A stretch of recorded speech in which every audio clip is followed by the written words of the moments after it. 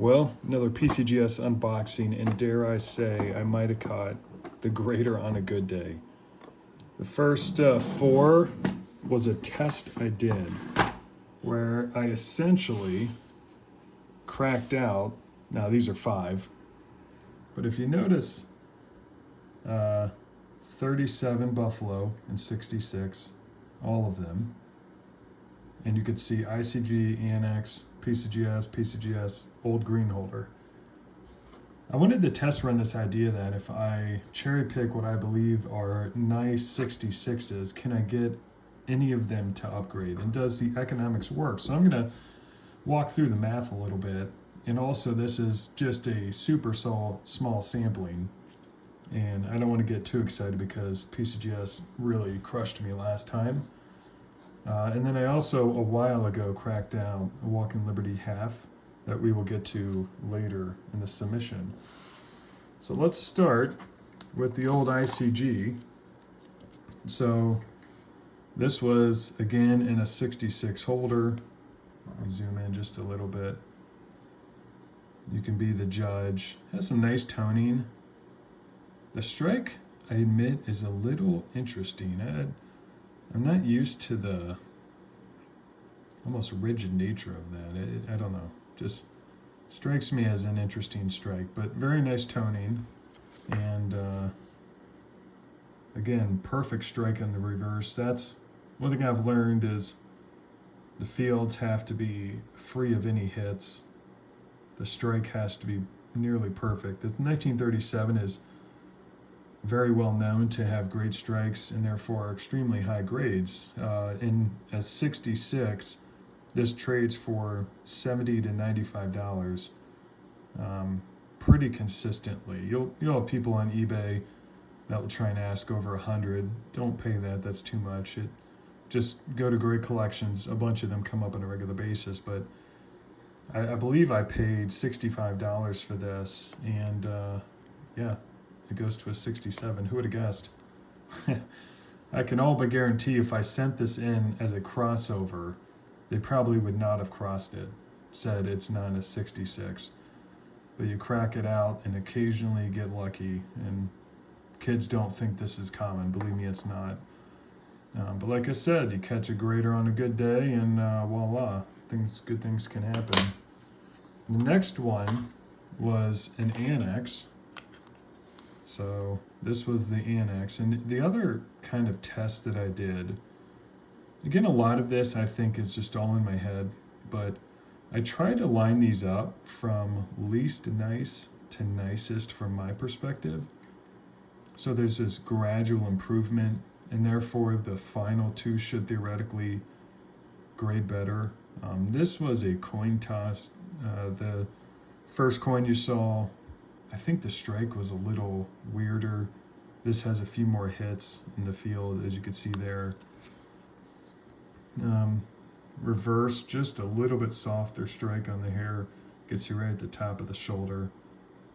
So logically, the more I think about it, this probably is a slightly worse coin, but it went from a 66 to a 6+.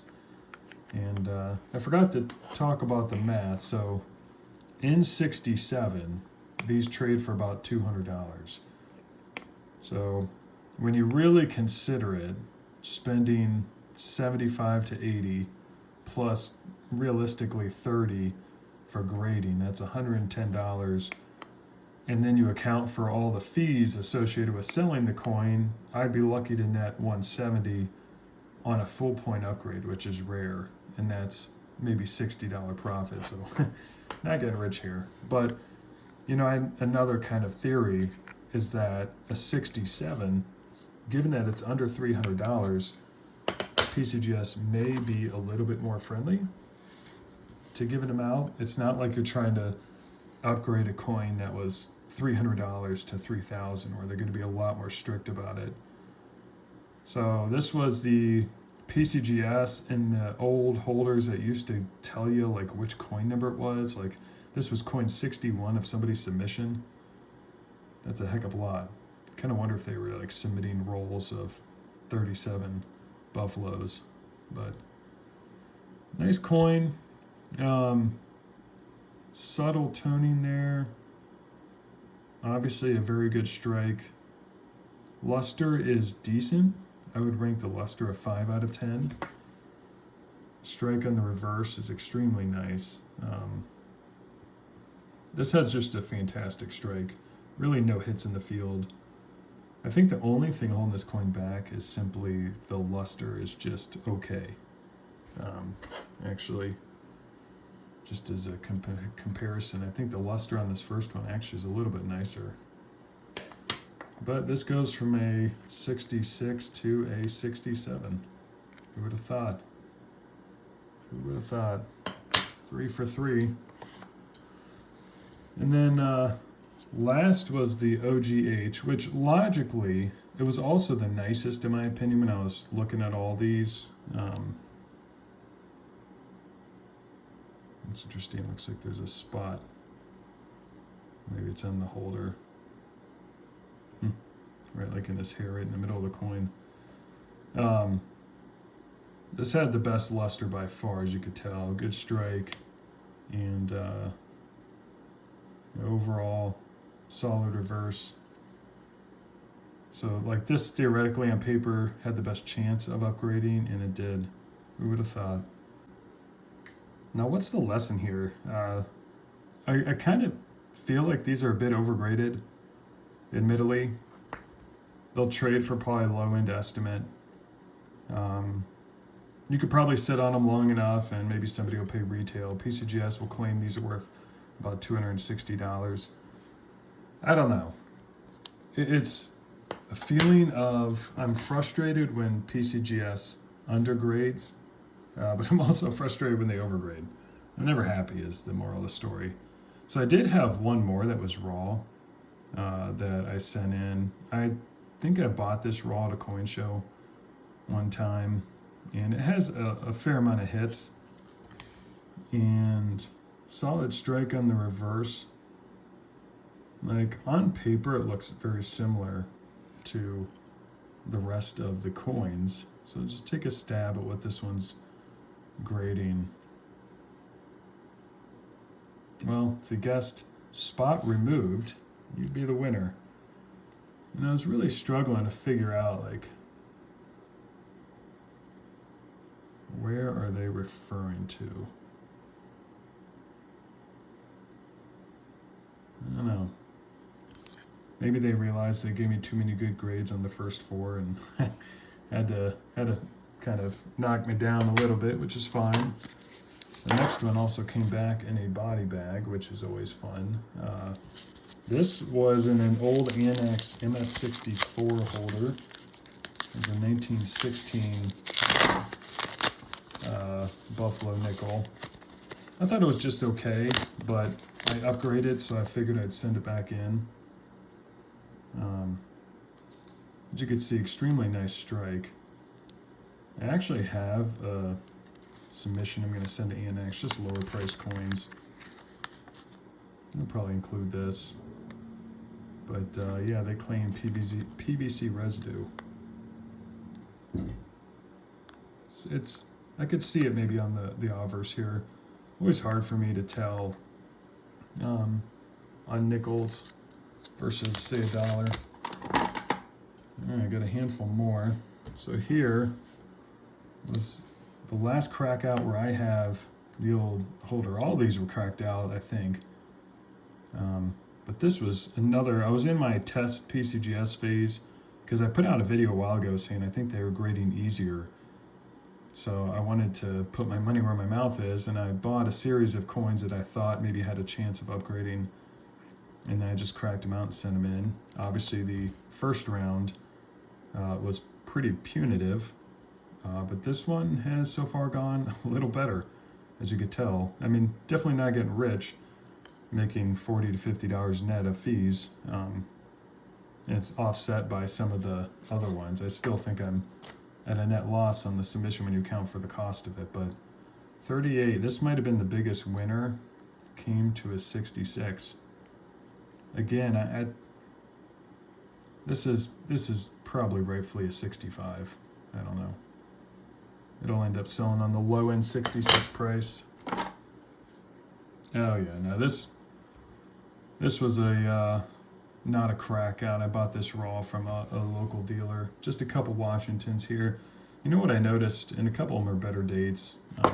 This is a 41D, graded 65, and probably well deserved. There's a few hits in the field there, but I tell you, it is just impossible to get a 6 or really 7 on Washingtons, and this is probably a fair 65. Just a few too many hits there.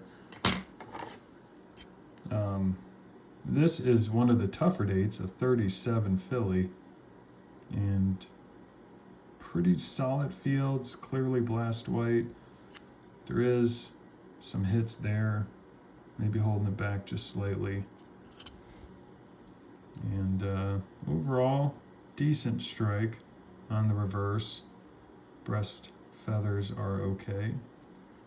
This one came back a 64, which actually trades for $60 roughly in this year in mint market, which I went to a coin show and had a lot of better date Washingtons raw, like this one was one of them, and the dealer said he absolutely did not want them.